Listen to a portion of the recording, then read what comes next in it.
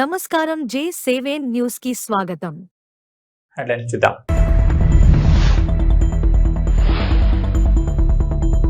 ఆంధ్రప్రదేశ్కు కేంద్రం నుంచి గుడ్ న్యూస్.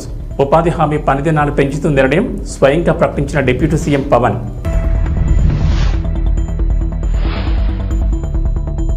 పాస్ పుస్తకం లేని వారికి రుణమాఫీ, రైతుల ఇళ్ల వద్దకే అధికారులు, మంత్రి తుమ్మల కీలక ప్రకటన.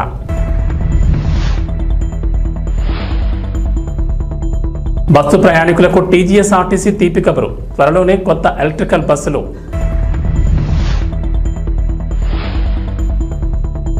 తెలంగాణకు రెయిన్ అలర్ట్, పలు జిల్లాల్లో నేడు వర్షాలు, ఎల్లో అలర్ట్ జారీ చేసిన అధికారులు.